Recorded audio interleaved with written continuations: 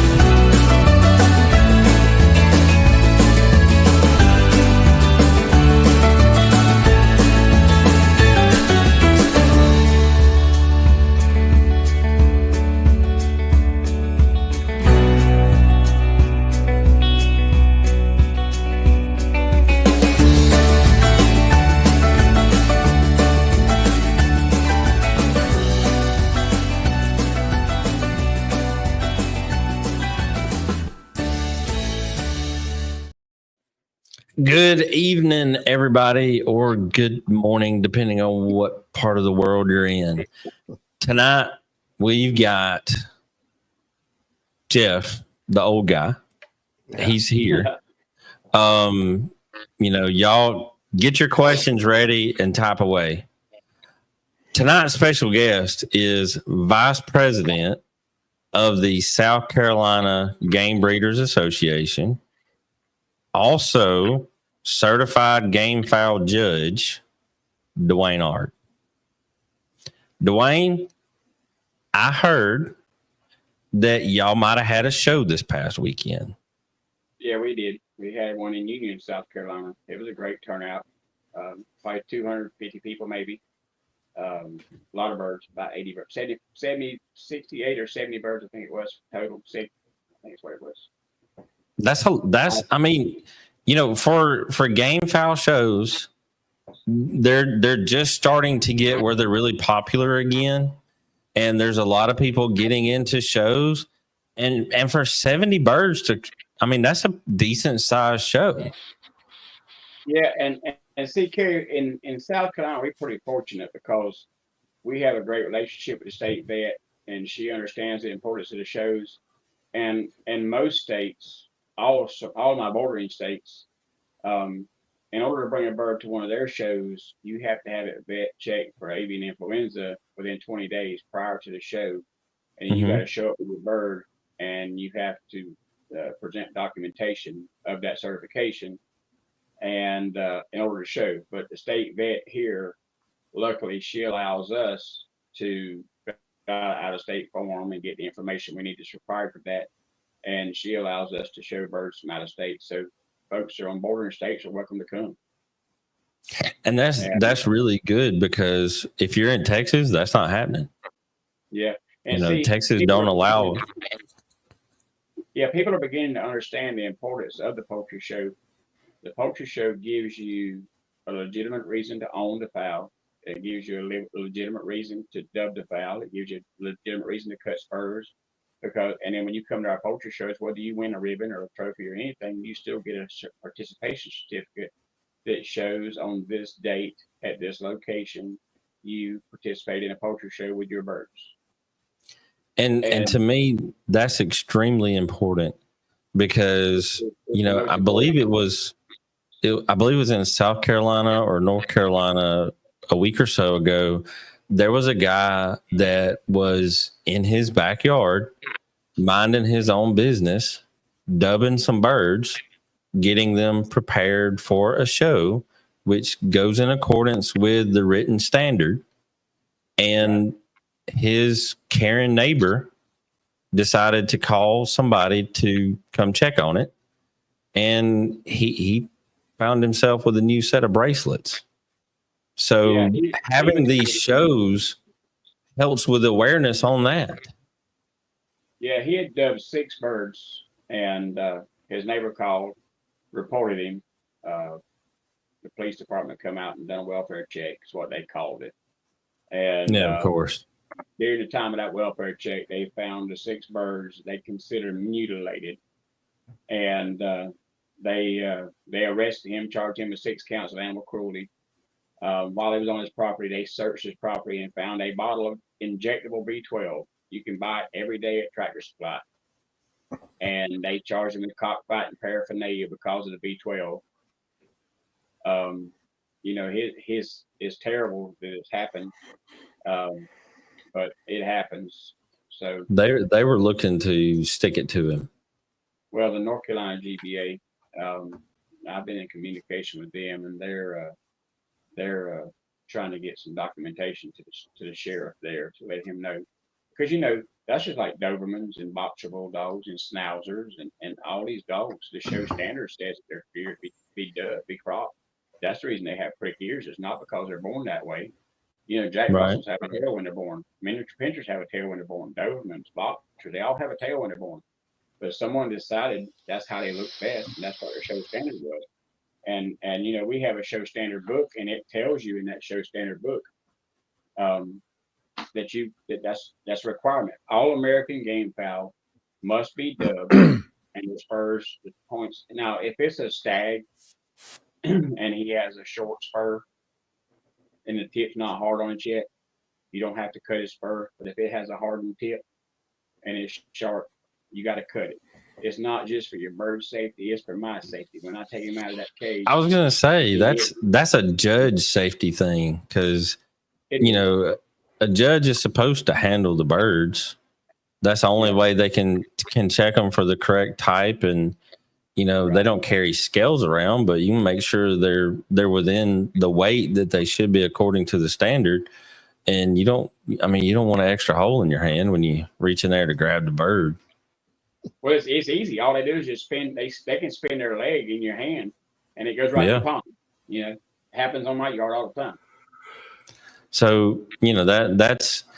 I wanted you to talk about the show. And how many birds did you take to the show? 8. You took 8. We took 8. I took a pair. I took a pair of log grays. Yeah. My wife likes the speckled birds. That's her deal. So she has a trio of Showtime Kelsos from Bob Ward. And my son, he likes the off-cover stuff. He likes the piles and the red quills and stuff like that. And he took a pair of red quills and a pair of piles. Okay. And we've done well with them. I tell you what, be honest with you, just taking this judging course and in getting involved in these poultry shows, it has improved my brood pen more than anything I've done to this point. I look at birds differently. I feel birds differently. I look for different things. You'll be surprised how many beautiful birds come to a poultry show, and when you pick them up, their breastbone feels like it's got a skip in it. You know what I mean? Mm-hmm. And I know in most cases that's not genetic, but it's not anything that I would carry, and it's something that I cull. And so you know, we try to do best we can in a brood pen, and it pays off at the end. And you know, all the time, you know, just because it's pretty on the outside, don't mean the rest of them is. That's true. That is very true.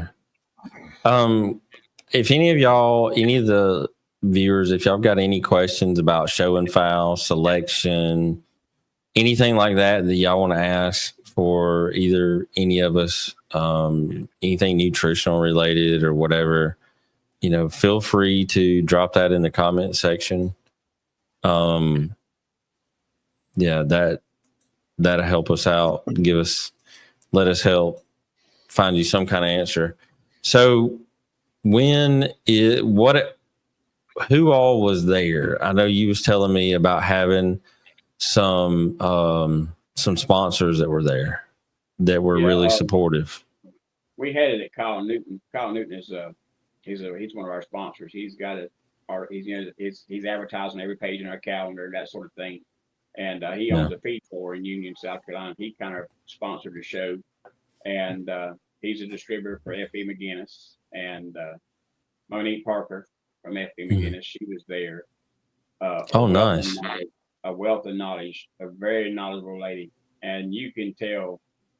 No matter how classy she was dressed, how nicely she was dressed, you could tell when you handed her a rooster or a hen, it wasn't the first time she's had one in her hands. And any questions you had about medication, she didn't have to say, "I'll get back to you." She knew exactly what you need to know, and what worked with what wouldn't work, and what dosage. I mean, she's a wealth of knowledge and a great lady, and she was very supportive, and I appreciate her very much for being there. And we've been having these poultry shows for a long time. I think the UGBA had their first poultry show, seems like it was in Louisiana, July 84 or either 87. So we've been having these poultry shows for a long time, and that's a lot of birds to be judged. And it is. It's not, the certificates themselves were not as important then as they are now. And, that's true.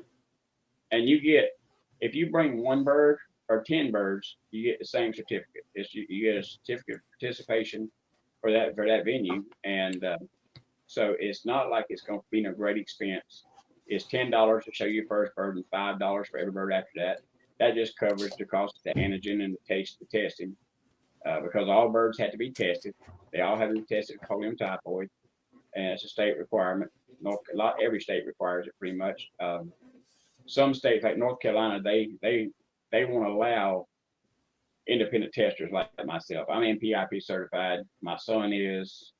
We have four people in the South Carolina GBA that's certified to take the blood samples and do the testing. Okay. It's a simple needle prick on the drum of the wing at a joint. You hit that vein that goes across the joint. You hit that vein, and then you have to pick up a sample of blood and put that sample of blood onto a towel onto some antigen they provide, and you have to watch that blood sample for 2 seconds. For 2 minutes. You have to agitate it for 2 minutes, and then it'll turn. If it's positive, it'll turn and have like spider webs and striations in it, and a little color change. And we haven't had a case in years in most places, and but they still require it because it is something that's dangerous. And but then we have a cup of stock solution that sanitizes the needle and the pipette for between each bird, so you don't have cross contamination. So we may use the same needle for multiple birds. Usually about every 12 to 14 birds, you have to get a new needle because you are making vein to bone contact. And you want to make sure it's sharp. Yeah. So about every 12 to 14 birds, we change the needle out, but we do that and take that blood sample, and you can tell right away which birds are overly hydrated and which birds are close to being dehydrated. Because some birds, when you hit that vein, it'll spray like a fountain, and some birds you have to kind of milk it to get anything to come out. Some of them might have traveled a long way, and I mean, people think, well, this is aggravating. I'm NPIP certified, but if you're NPIP certified flock, that's only once a year. And if you get the AI tagged onto it, that's every 6 months. But here's the thing, that could change in 5 minutes or 5 days.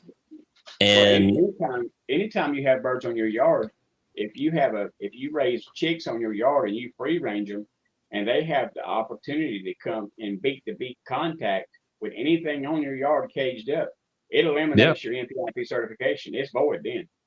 Yeah. Once those free range birds that have not been tested has the opportunity to make beak to beak contact, your certification shot. And so doing that, I mean, there's everybody, unless you've been under a rock, you have seen over the last several months lots and lots of broiler houses, meat producing birds. They've had to go in and euthanize hundreds of thousands at different places, and egg layer houses. And, you know, that's how that stuff spreads. So getting your birds checked, you know, before you go hang out with a lot of folks, or get them checked every now and then. That's a huge thing. Birdman Wood has a question right here for you. And Dwayne, you being the judge, I'm going to assume this one's for you. How does a person go about taking a class to become a judge, or what is the process? Is the process in the book? Like, how do you do that? Where do you start with it? Well, the starting process is purchasing the book. We have a book of breed standards. It's got like 74 pages in it, a lot of definitions, a lot of verbiage in there, a lot of pictures, diagrams. Here, let me show you this. I can hold this up. Maybe you can see this. It's a lot of verbiage. And then, you know, you have like these pictures of different type feathers. Then you have different types of skeletal structure, you know, and different comb, different stuff like that. So that book gets very descriptive when it's teaching you what to look for. Yeah, and then you have to like, can you make any of that out, Kerry? Yeah, I can see it.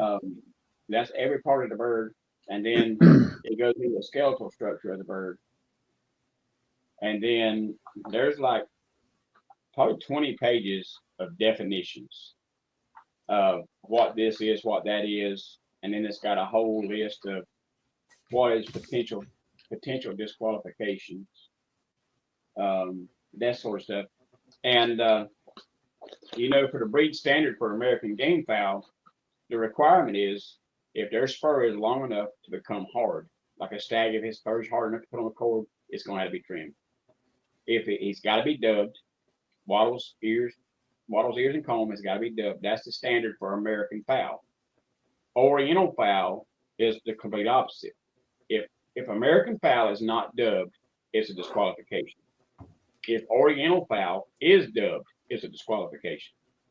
So your A-seals, Shamus, the Peruvians, that sort of stuff, if they're dubbed, they're disqualified because it's a show standard. And you get this standard book, you study the book. What state's he in? I mean, we'll see if Birdman let us know. But you have to be a member of the UGBA and your state GBA if you're an affiliated state. Right. And then the best advice I can give for a person, if you're invested, buy the book, study the book, come to the poultry shows, talk to the judges that are there, get them to let you clerk for them, because clerking for them, being able to go there while they're judging the birds and write down the scores will really advance things for you, because like this is our scoring sheet. You know, back, breast, head, legs, condition, carriage, plumage, tail, neck, wings, and size overall. That's what we judge on. Your tally is 100 points. You try to get as close to that as you can. And we do that. And, you know, I took so it's just like raising game fowl. They need to learn as much as they can. They need to go find a mentor and go through that process. Well, I started out and I clerked. Our senior judge has been judging for a lot of years, and I started out and I clerked for him. I bought a book, I clerked for him, I worked with him, and I helped him with the poultry shows. And then I took the certification test. And then the first show I judged, you know, he would pick the bird up, he would feel the bird, he wouldn't give me no score, and then he'd hand me the bird and say, "What do you think?" And then I'd give him my opinion. We'd done that for nearly 2 years. Yeah. Then, and this is a scenario where I judged two pairs in two different classes. One was a white bird, a pair in the white class and a pair in the hatch class. And I gave those birds identical scores. Well, you can't have a grand champion made a pair in each class. It's a grand champion made a pair for the whole show. Right. Well, so he goes back and judges the birds that I judged to try to break the score. See, he judges the same birds, and he and I worked together enough. Our scores, well, there was 1 point different. He got a winner, 1 point different. So he gave something on one of those pairs of birds 1 more point than I did. And then and then my son and another one guy from my board, they clerked for us for a year and a half, and they took the certification test. And this was their second show judging on their own. And we had two birds in our black class, and Andrew judged them, tie score. My son went back and judged the same birds, tie score. Then, consistency is definitely important.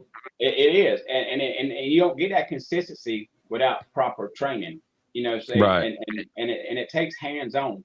You gotta pick the bird up, because if you don't pick him up, and you gotta watch him. We have our own dropout pins, and we set them out in rows. Put the cocks on one side, the hens on the other side, and before you even start judging, you walk around, watch them move, because like weary tail or rye tail, where the tail lays over to the side, or squirrel tail, where the tail is more than 45 degrees. Sometimes like rye tail, if you're outside in an open area and you got a rooster with a big tail, like a lot of the sweaters have, and some of the leapers and stuff like that. If there's any wind at all, it'll blow that tail over a little bit. Yeah, they'll flop around. There's nothing to do with the rooster having a problem, but you got to have enough sense to know that. And so watching them move, and then picking up each individual bird, feeling the bird, checking him out. You want to look for crooked toes, scaly legs, crooked breast.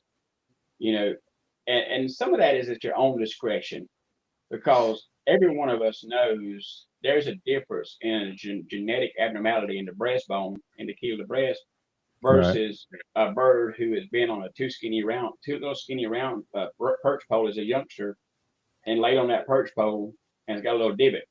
There's a difference in that divot than there is a crooked breastbone.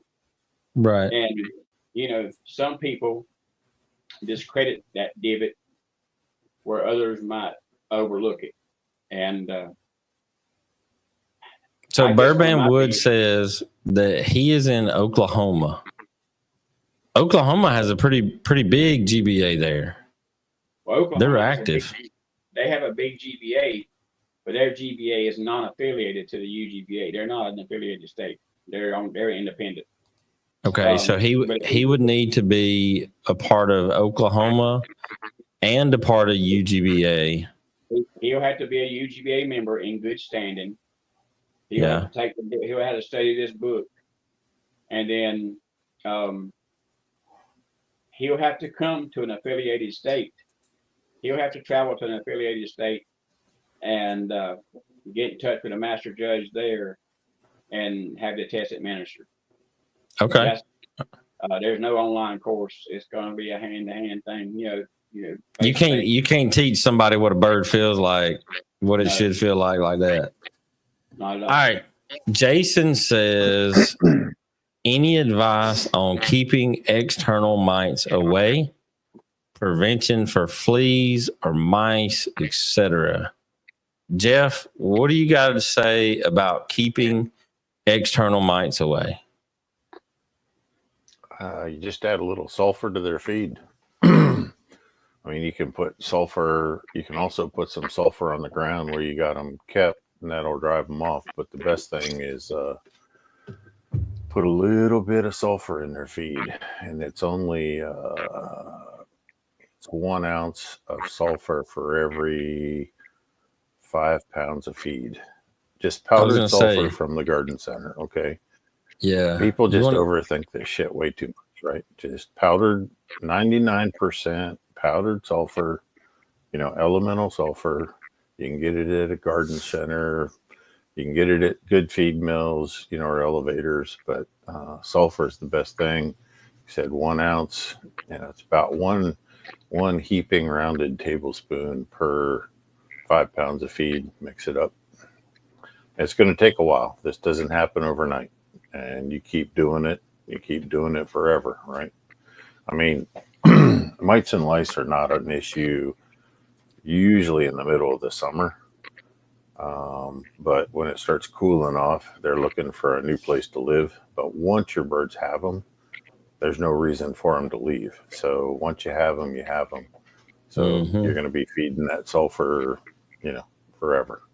It's not expensive, right? It ain't going to break the bank. You can buy a 5-pound bag, elemental sulfur. It's going to last you a couple months, depending on how big your yard is. I mean, the best thing for that is like keep it dry, right? Don't let it get humid so it don't clump up like a rock. Because you want to keep it that real powdery consistency so it mixes on the feed real well, but it lasts, right? Yeah. I mean, just like I said, just put the sulfur in the feed. Doesn't matter. I mean, the feed mill can do it if you're getting a custom mix made. It's 5 pounds. It's 5 pounds and a ton of feed. Right. So it doesn't take much at all. And it works through, it changes how the blood tastes. And so the mites and the lice will not want to feed on your birds. Right. It's basically poisoning them from the inside, but it does nothing to your birds. It's not a chemical. It's not right. I mean, we use it in feed. We use it in feed formulations all the time. Okay. So there you go, guys. Yeah, I use a garlic tincture too. It seems to help. Yeah. Yeah. Plenty of garlic in food. If you can get some garlic in your feed along with that sulfur, it'll drive them out. All right. Let's see. Blake Peterson says, "What's up, fellas? Got a question for Jeff. Been using Rapido for a little over a year. Just recently got some Rapido Red and Jitter Juice. The question is, what is the best feed in your opinion?" Well, I mean, Jeff's opinion is like fact. So if you want to know what Jeff says the best feed is, tell us, Jeff, what's the best feed? Well, the best feed is the 18% conditioner, my formula that's coming out of Triple M farms.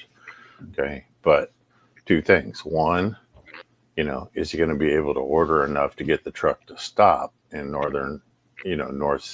South Carolina, North Central? That's probably not the biggest problem, but it's not a pelleted feed. Okay. So, guys that need a pelleted feed just need to keep feeding the bullshit they buy at Tractor Supply and move on. Okay. It's not, Now, on the West Coast, you got options because Chino's out there making an 18% where all the powder's pelleted, right? And the grains are whole. That, and that's good feed. But yep.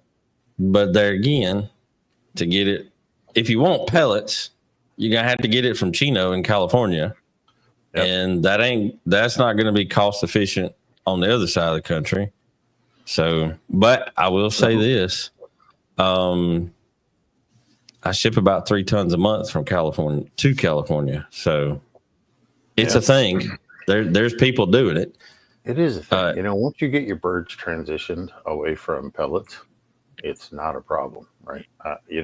They'll learn how to eat a mash feed or a coarse textured feed, because your feed's pretty coarse, for the game fowl. A lot of it's whole or cracked, right? So it takes about 2 weeks, right?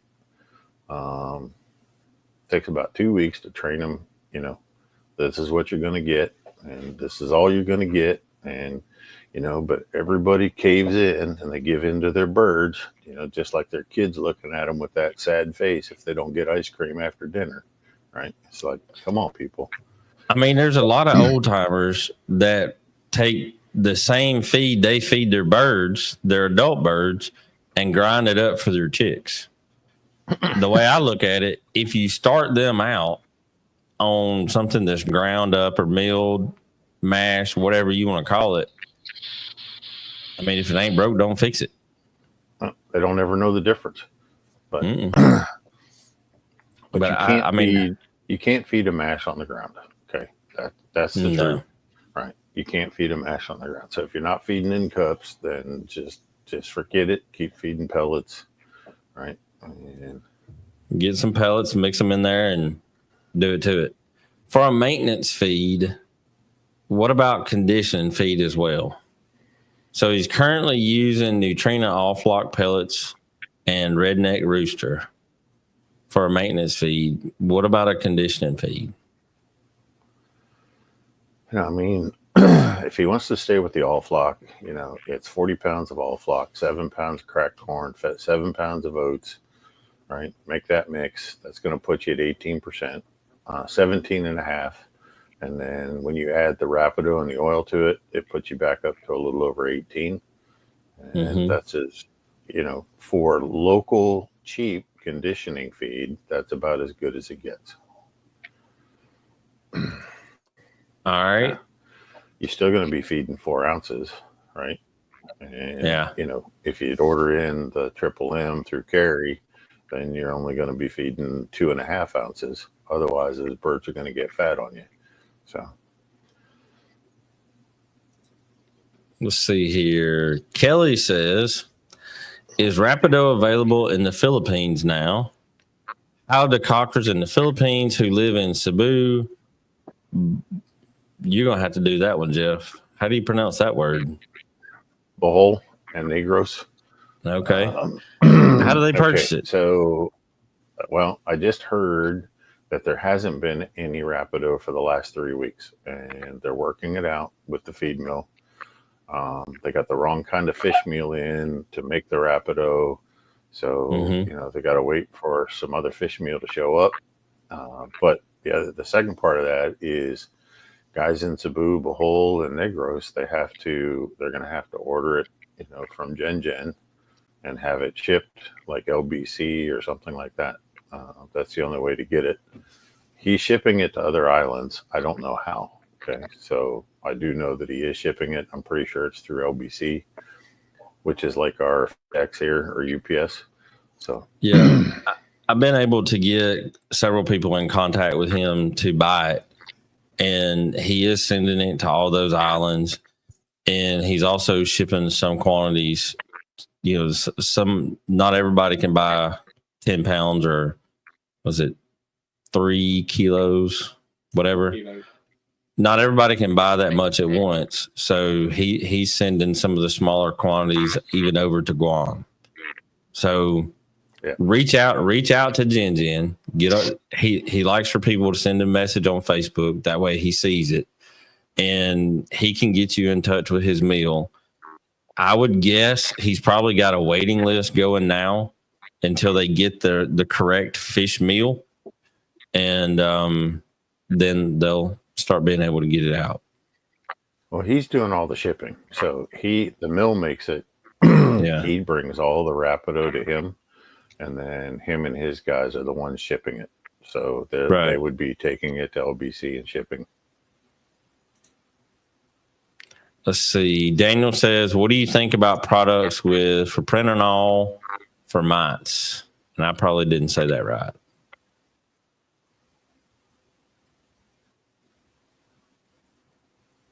See that, Joe? He's frozen up, I think. Yeah, propranolol. I don't know anything about it, so I can't comment. Let's see. I don't know if Blake's talking about Jen or Jeff, but here's a question. Jesse says, will Rapido ever come in pellets? Well, Jesse, let me tell you something. You're in luck. Go to RapidoRoosterUSA.com, click on products, scroll down. You'll see a picture that looks like pellets. It's the only one that doesn't have the bag as the first picture. I did that to distinguish the two. Click on that, place you an order. Right now, they are only in 10-pound bags. I did not gauge the interest in those correctly, but those will be gotten out like we did pre-orders. They're going to start shipping out this week. And very soon we will have it also available in 40-pound bags. For our friends in Hawaii and Guam, I have the stuff to do the large flat rate priority mail box. I've got the bags for that. And it looks like it's going to be 20, 25-ish, somewhere in there, pounds that will fit in that. And we're going to start shipping that quantity to Guam and to to Hawaii to get them more, so they don't have to order the 10-pound bags. Because I actually have one guy over there that will order a couple of 10-pound bags at a time. And, this way we're going to put it all in one box, and it'll actually save him some money on stuff. So, we hear y'all asking for that stuff, and we are working on it. It's growing pains and it's a process, but we are working on it. Let's see. Frank. Oil, right? Huh? That'll eliminate you having to add extra oil to your feed.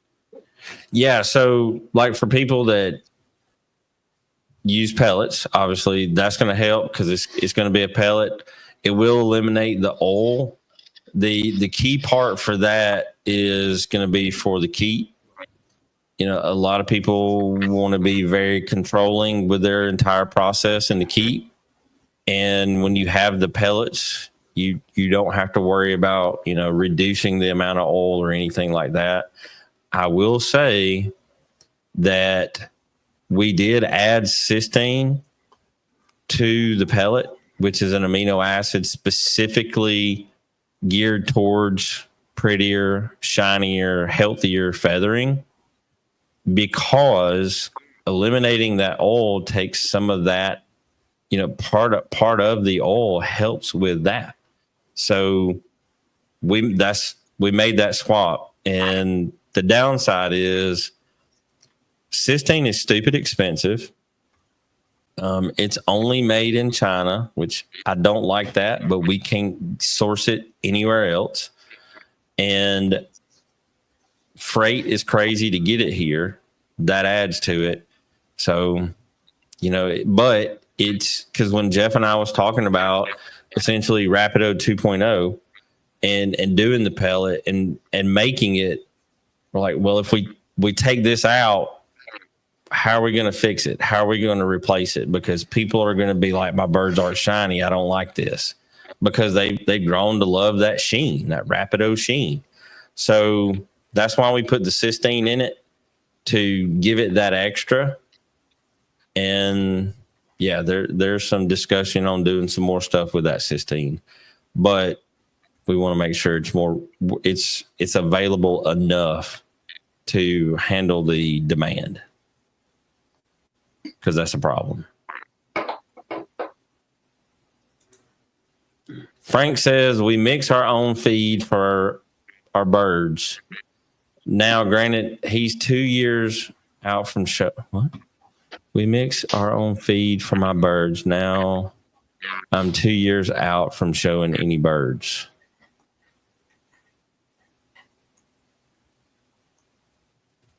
Let's see.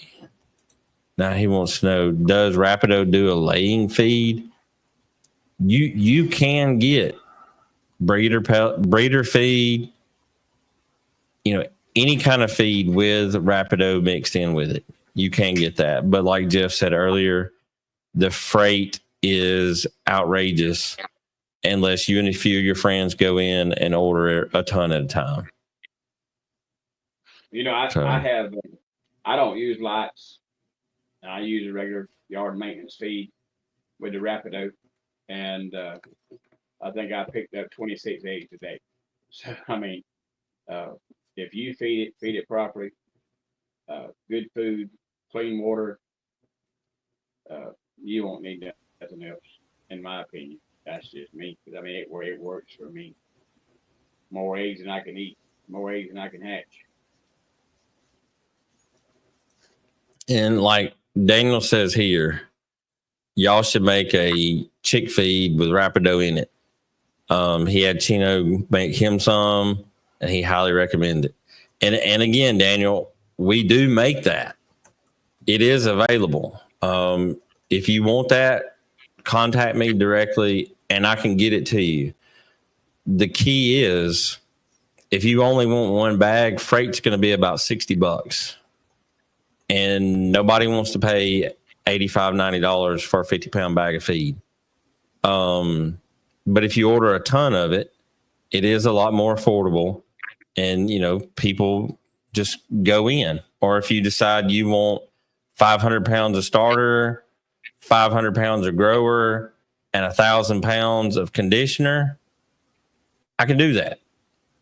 But again, like with everything, freight is a huge issue. And that's why we've got the powder, we've got the pellets. You mix, they are highly concentrated. You mix them in with what you got, and it'll get you close. Jeff, are you back? I think Jeff's having some Wi-Fi problems. Jeff's on the road right now, and he gave me a warning earlier today. He said, my Wi-Fi is a little sketchy. Let's see. Yep. All right. Frank says, I'm getting plenty of eggs. Just curious if y'all make better feed. And, it is available. We have some Show Pro feed that Jeff formulated specifically. When I went to Jeff and I said, hey, Jeff, look, I want you to make me some feed. I want a formula. I don't want you to think about cost when you're making this feed. I want you to think about my birds and how I can make them the most productive. And, my birds, they maintain a healthy weight. They say in standard, and I'm feeding 2.5-ish ounces a day, game fowl and large fowl. My turkeys, I feed them 4 ounces, which people that raise turkeys to think of a turkey only eating 4 ounces in a day is crazy. But, a few years ago when I first started talking and looking and thinking and all this other stuff, I thought it was crazy. I had to actually see it myself. And Jeff was like, hey, you do this. If I'm lying, I'll buy you dinner. He has bought me dinner, but it ain't because he was lying. The crap works. Well, I would have never thought I could have got by with feeding 2.5 ounces of feed. And I feed 2.5 ounces of feed. And, I pulled. And that's once a day, right? Once a day, 2.5 ounces. I feed in the afternoon around 3:30, 4 o'clock every day. And I feed at 2.5 ounces. And I actually let a guy get some roosters a couple of weeks ago. And one of them weighed 6'9", and the other one weighed 6'5". And they weren't fat; they were just big. But it was the genetics behind it. They had some ACL blood in them. But most of my roosters end up around. I don't like small chickens. I like 5'4", 5'8", 5'12". That's what I like. And I mean, if it's good muscle, that's what looks good. That's what that gives you a full looking bird to win the show. Like the blue ribbons right above your head. Oh yeah,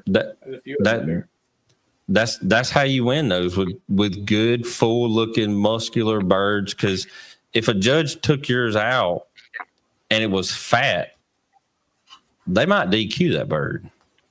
Well, you have carriage, and you have size, and you have overall condition.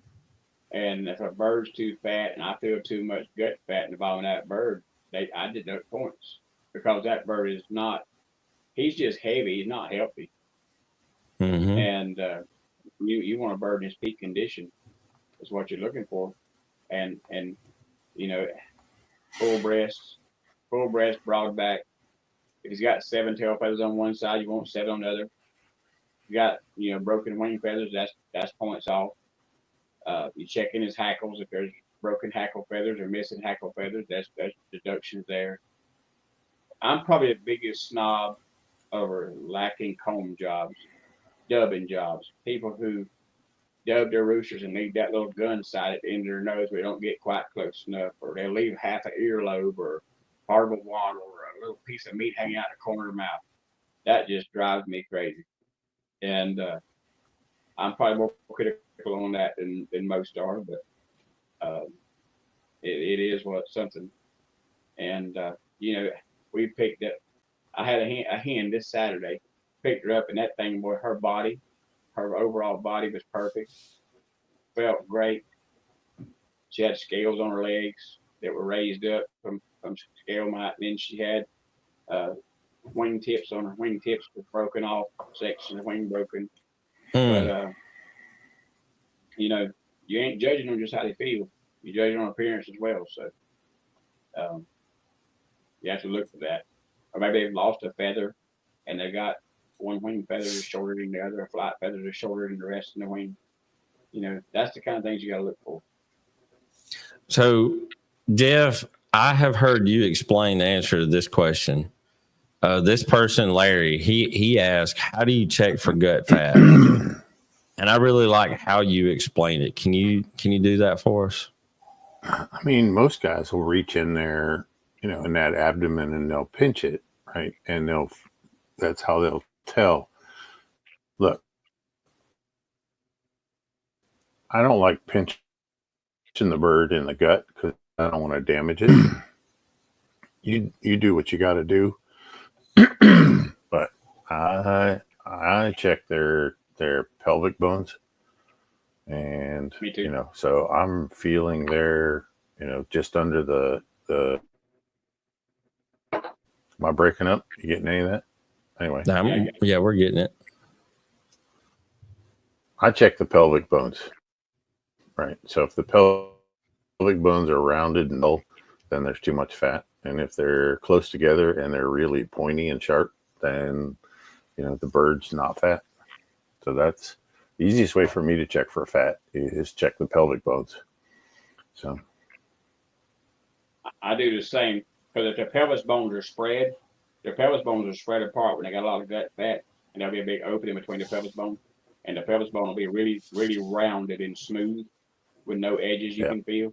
If that spread pelvis bone and really rounded edges on the pelvis, that's a lot. That's a guaranteed way you got too much gut fat without having to do all that reaching up and pinching and groping up in your gut to try to damage an intestine or something. So with that, I don't like gut fat.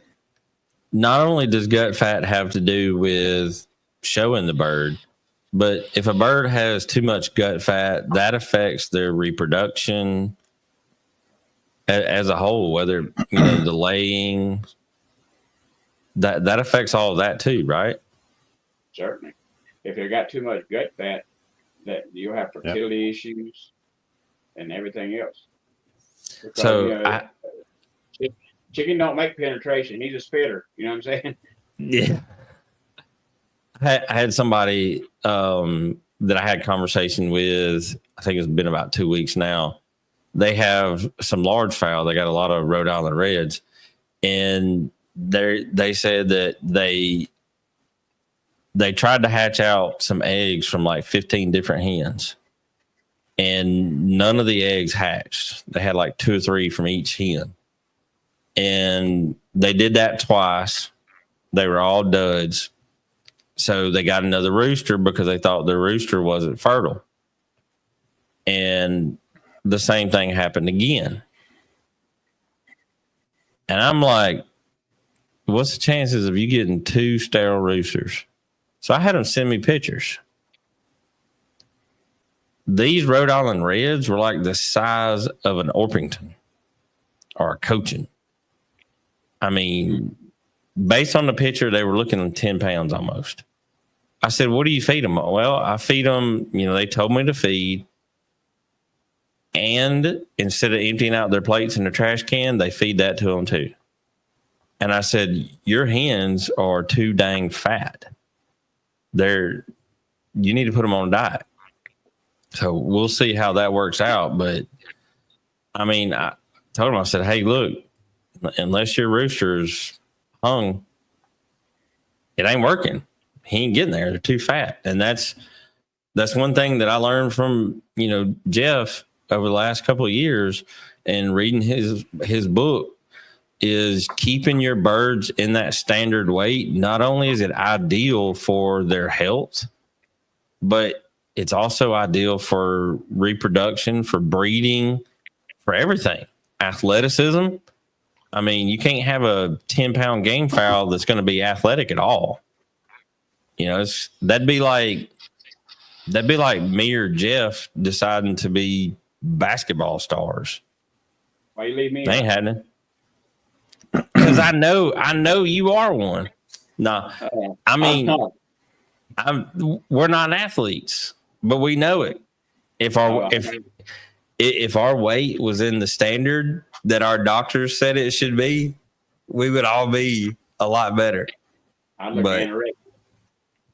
Yeah. So I had a white heifer cock. I bred him at 3 years old.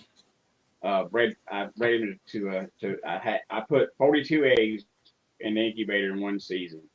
Out of 42 eggs, I hatched 4 chicks. The next year, I bred him to his 2 daughters, which were pullets at the time. 42 eggs out of those 2 pullets, and I got 2 chicks. I changed everything I was doing, changed my program, started using Rapido, gave him the Rapido, cut the feed, still in the same pen, still in the same conditions, breeding the same hens. The first 8 eggs they laid last year, I put all 8 in the incubator and 6 out of 8 hatched. But I got the gut fat off of him. I got the gut fat off the hens. And I keep a lot of straw in my pens. Keep them active, keep them working. And they'll eliminate a lot of that on their own if you'll allow it. And see, that's one of the reasons why on my game fowl, I don't like a low roost. In my game fowl pens, the lowest roost I got is 4 feet off the ground. And, a lot of people say, oh, well, for some pens, that's not. But I want my birds to have to fly. And if I keep them in a small pen, which, that's everybody has different definitions of small pen. But to me, unless they got a huge place to hang out, like, me hanging out in my living room, they got a small pen. And having different levels of roost and hay or straw inside and, for them to be able to scratch around or use sand, that keeps them active. Well, I think the biggest problem is like with your feed is chickens are a gluttonous animal by nature. So when you feed them a feed, they're going to eat the largest particles first. Yep. And if you feed them a corn heavy food, it's going to put more gut fat on them, I feel like. And they eat a lot of that corn. It's gonna put that there, and and they're gonna eat that first, and then if they fill up on that, they're gonna leave the rest. Yeah. Frank says that he always throws high protein pellet until they get half a dozen eggs in the nest. And then he switches to corn with a game fowl feed to start putting the weight on the hen to carry them through the set. What do you think about that, Jeff? I would just keep feeding the same thing all the way through. Now, she doesn't need, I don't know what a high protein pellet is, but if you got a 17 or 18% properly balanced feed, she'll be able to carry through the set. But what I've always wondered is why, when a hen goes to setting, why y'all aren't putting food and water close to the nest so she can eat while she's on the nest, because she will. But nobody wants to make it convenient for the hen. They just leave the damn cups hanging on the side of the pen, and she ain't gonna go that far. She's not gonna leave that nest that long to go out there and eat. But anyway, I'll give you a scenario, Jeff. I've tried that, and if you feed her where she can eat on a nest bucket, she will shit in the nest bucket. And that's true. And then you got another problem with So you going if they hatch out in there, you be scared to have coccidiosis. Yeah. Where the flies get in there and lay eggs, lay maggots in there, and you end up having maggots in your nest bucket. Yeah. That's the only reason I don't do it. I like them to get off and drop Get off the out nest. in the pen. Yeah. I mean, like I got some chicks. So in Alabama, you got it too, Dwayne. Wasn't it like 3 weeks ago that we had snow and Arctic weather that's not we got not like what we're used to? I think here it hit like 12, something like that. But so in one of my pens that, I mean, I didn't even think they were laying a whole lot yet, but I had one of my hens in a pen, like in the brood pen, when I let some hatch out in the brood pen and not in the incubator. I will leave them in there as a family so that chicken can learn how to chicken from obviously good chickens until it gets to where it's a problem. Well, this is going on, and I hear chirping sounds. And I'm like, where in the hell is this coming from? Because I hadn't seen the eggs, which I haven't been paying a whole lot of attention because it's extremely cold and the wind's blowing. And I'm like, hey, you're lucky to get feed because I'm freezing. So I go out there, pop that feed out, dump the ice, fill the water up, and I'm gone. I've got chicks hatching out in this crap. So, that's a thing. And to me, if you're feeding them right and you're treating them right, obviously, no matter what time of the year it is, chickens are going to chicken and they'll make more chickens. But if they're fat, probably wouldn't have happened. Yeah. Hey, there's our friend Alex from Guam. He was actually pretty excited about the Rapido pellets. Let's see. Daniel says, been seeing oregano as an additive in feed. Supposed to help, kind of like an antibiotic. Is there any truth to that?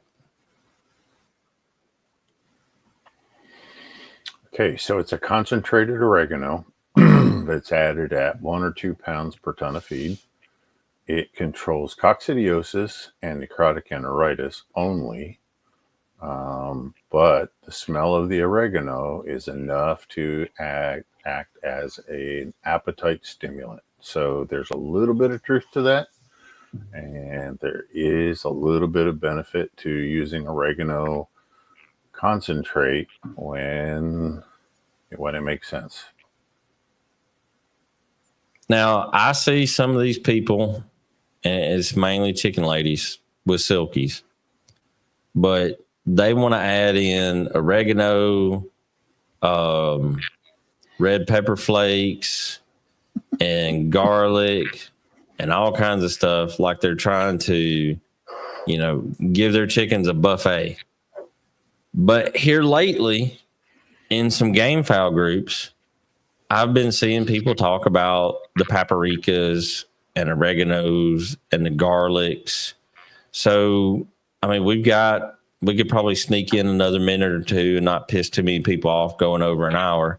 But what are the benefits to those, and how should we limit it, or should it even be done at all? I live on the edge of a beaver pond, and I got a lot of mosquitoes in the summertime, but I'm in the South. And I used to have a problem in the summer, in the late summer, with fowl pox. And I started make a tincture with garlic and oil. And in order to do a tincture properly, it needs 30 days. And your garlic needs to be crushed, not just sliced up and put in. It needs to be crushed or bruised in order for it to release. And I mix that on my oil. That garlic gets in their bloodstream. The mosquitoes don't like the smell of the garlic, so they don't get bit on the head. So I don't have a problem with fowl pox anymore. So that was my benefit, and it's worked well for me. And I do use put some oregano, dried oregano in with the oil in the tincture, and some crushed red pepper, because it works as a parasitic along with the garlic. And I've not had a problem in mites in the last several years. No problem with fowl pox in the last several years. And it's been a benefit for me, and that's why I did it. Okay. What do you recommend, Jeff? No, I agree with Dwayne. If you want to do that on an ongoing basis, some dried pepper, some dried pepper flakes, some dried oregano, but you got to bruise the garlic, just like Dwayne said. So in order for the chemical compound in the garlic, which is known as allicin, to release, you have to bruise it. Okay. It's more than just slicing it up and letting it soak. So bruise it. The only thing Dwayne didn't tell them is you always start a tincture on a new moon, and you always ended it on a new moon. Okay. If you want the best release, if you want the strongest tincture, you will always start your tincture on a new moon, and it'll end on the next new moon. So that's right. And I've had people. Do you put it in your window? No, you keep it. You keep it out of the sunlight. You don't have to put it in the closet, but you don't put it in direct sunlight. So then, what does a new moon have to do with it? Gravity. It's just a 30-day cycle. Yeah, it's kind of like dubbing roosters. It's kind of like the whole thing. If you go out in your yard, you dig a hole, and the moon is shrinking, you won't have enough dirt to fill the hole back up. If the moon's filling, you'll have too much dirt and have to haul some away. You ever heard that? Yeah, I have. My daddy used to be a grave digger, so I know. I mean, if they dug a grave and the moon, it was a shrinking moon, they'd have to add dirt to the hole, even after they put the casket in. If there was a growing moon, they had to haul off dirt. And that's why most cemeteries have a dirt pile around the cemetery somewhere close by. But and also, I've had people tell me they were concerned about using the fresh garlic in the oil because of botulism. But I don't. But you won't have to worry about the botulism because there's no access to air to garlic because it's suspended in the oil. All right, so you can do it in the oil, or you can do it in alcohol, either one.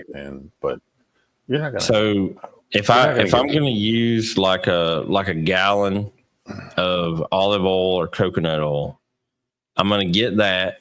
I'm going to open it up on the new moon.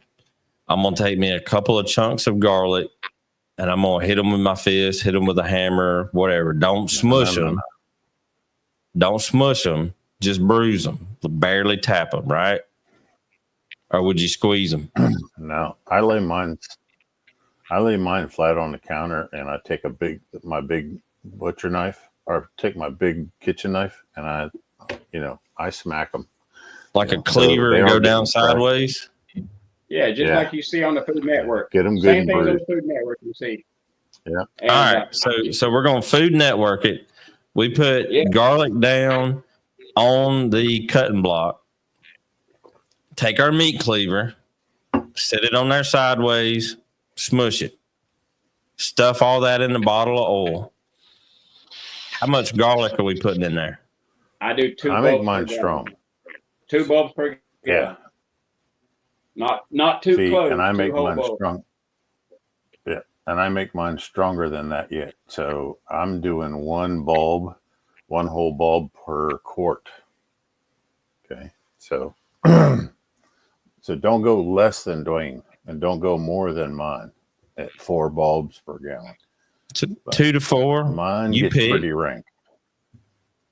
Now I will say, I made some of this for myself, and I used honey and garlic, and yeah, what Jeff is right, guys. You don't want to do this in the house. If you want to keep a happy wife, you can do that outside. But do that. Yeah, my So we got anywhere from wife won't have two to 4 cloves of garlic. All right. I'm doing What else are we 4. putting in there? Okay, wait a minute. So Dwayne is feeding his all the time. So if you're going to do it all the time, he is right at 2 bulbs per gallon. Okay.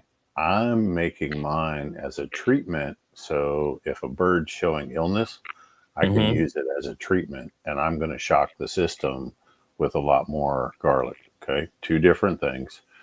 Plus I'm using alcohol and he's using oil, and that's fine. Right. We're getting to the same place the same way.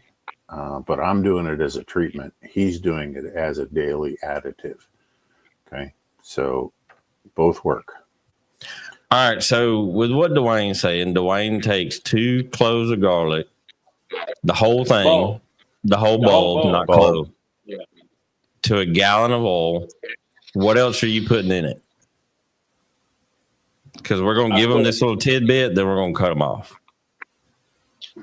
I go to Walmart. I buy the bottle at the spice section, dried oregano. I buy the same size bottle of crushed red pepper. All right. And the same size bottle of cayenne pepper. Okay. I put 2 bulbs of garlic, all 3 bottles of the season in the oil. Set it on a shelf in my barn for a moon cycle, 30 days. And then I pull it out and use it. And I make that's what you mix your Rapido with when you put it on your feed every day. All right. And I use Rapido 4 days a week. I know Jeff says every day, but 4 days a week works for me. But I put oil every day and Rapido 4 days a week. Well, look, I talked to him about it. He came out and told me about it last night, and he said that his feed is already pretty good, and his birds was getting fat. All right, so real quick, if I fed it every day, I'd have to cut back to 2 ounces a day. Kelly Gear says chop the garlic up. Yeah, what's wrong with feeding 2 ounces? Yeah, chop the garlic up after you bruise it. Yeah, that way to fit in the bottle. Larry, coconut is the favorite. Olive oil works. Okay, I didn't see that. All right, guys. Yeah. Y'all have a good night. We will see y'all later.